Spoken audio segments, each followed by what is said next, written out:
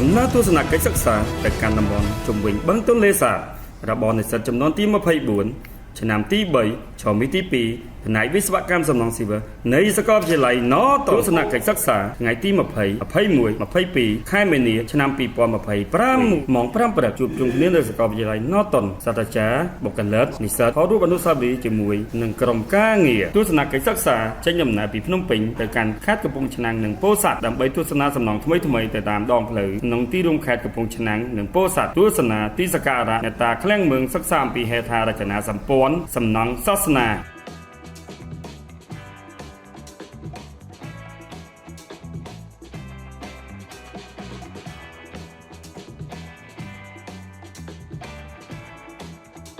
បន្តដំណើរទៅទស្សនកិច្ចសិក្សាខេត្តបាត់ដំបងនិងបន្ទាយមានជ័យយើងទស្សនាសំណង់ថ្មីៗនៅតាមដងផ្លូវក្នុងទីរួមខេត្តបាត់ដំបងនិងបន្ទាយមានជ័យបាទជម្រាបសួរខ្ញុំបាទឈ្មោះណុលសុធាជានិស្សិតខាងផ្នែកវិស្វកម្មសំណង់ស៊ីវិលនៃសាកលវិទ្យាល័យភ្នំពេញឆ្នាំទី3ចូលកាត់ខេត្តកំពង់ឆ្នាំងយើងបានចូលខេត្តពោធិ៍សាត់គឺលោកតាឃ្លាំងមឿងបន្ទាប់មកគឺយើងឆ្ពោះមកដល់ខេត្តបាត់ដំបងគឺលោកតាដំបងកញ្ញូងហើយថ្ងៃនេះគឺខ្ញុំមានចំណាប់អារម្មណ៍ថាសប្បាយរីករាយមែនទែនដែលសាលាគាត់បង្កើតការទស្សនកិច្ចនេះឡើងដើម្បីឲ្យនិស្សិតស្រាវជ្រាវនិងដើរមើលជុំវិញបឹងទន្លេសាបផងដែរអរគុណសិក្សាអំពីទំនប់ទឹកនិងប្រព័ន្ធស្រោចស្រង់ត្រពាំងថ្មនឹងអត់មានឆ្នាំជាបាលទងខែទីជាង 10000 នាក់ឆ្លាប់នៅទីតាំងនេះជាអ្នកដែល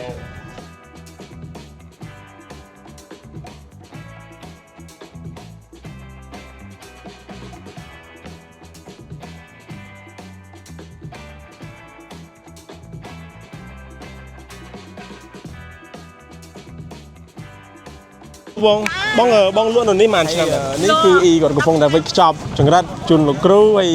សិស្សានុសិស្សហើយនេះពោះខាងនេះពោះលោកគ្រូពោះអាចមកសាករសជាតិបាន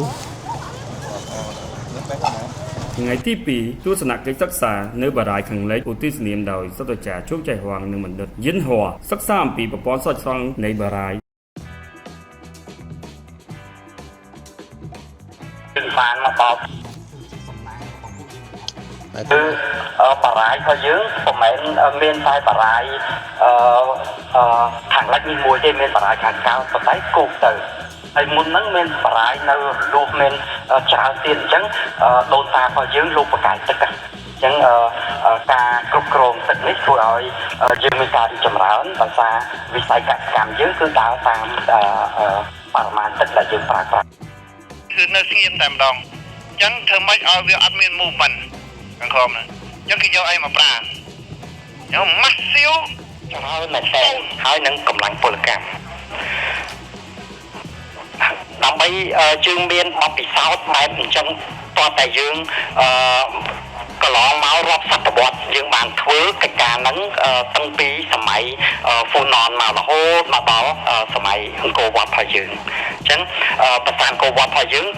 គេចាត់ទុកថាវាជាប្រាសាទដែលសិក្សាអំពីការអភិវឌ្ឍក្រុងសៀមរាបបន្តមកទៀតទស្សនកិច្ចសិក្សាប្រាសាទអង្គរតូចសិក្សាអំពីគ្រឿងមង្គមសំណង់បុរាណដែលមិនមានសរសៃដែកនិងសិក្សាអំពីអត្ថន័យនៃចម្លាក់បុរាណខ្មែររបស់ប្រទេសកម្ពុជានិងប្រទេសសាសអភិរក្សនិងជួសជុលសំណង់បុរាណខ្មែរ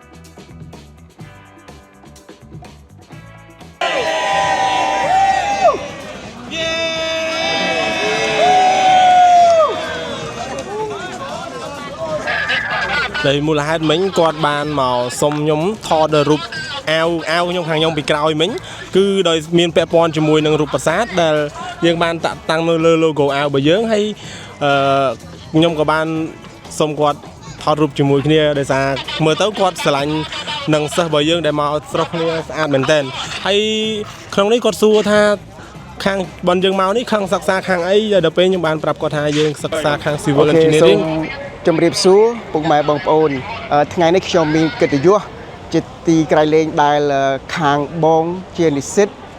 ចុះមកលេងខេត្តសៀមរាបយើងខ្ញុំហើយពួកគាត់បានឲ្យខ្ញុំរៀបចំលំមកប្រហែលជា50លំមកដើម្បីជិះឆ្វែលទៅទស្សនកិច្ច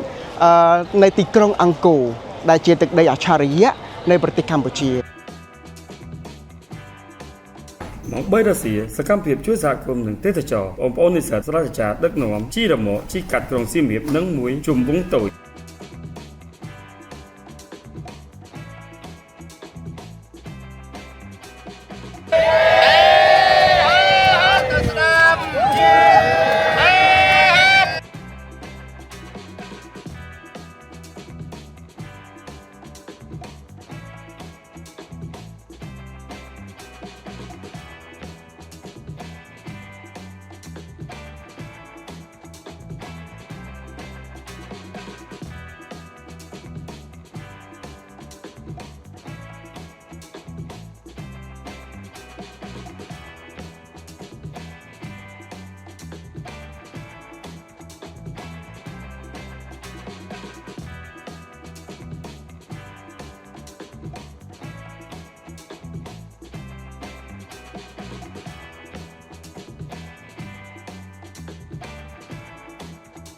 ទស្សនកិច្ចសិក្សាស្ពានកំពង់ក្តីឧទ្ទិសនាមដោយសាស្ត្រាចារ្យឈូកចៃវ៉ាន់និងបណ្ឌិតយិនហួងសិក្សាអំពីរចនាសម្ព័ន្ធនៃការរៀបចំស្ពានកំពង់ក្តីដែលមានឈ្មោះថាស្ពានទ័ពសិក្សាអំពីសំណង់ស្ថាបត្យកម្មស្ពានបុរាណខ្មែរ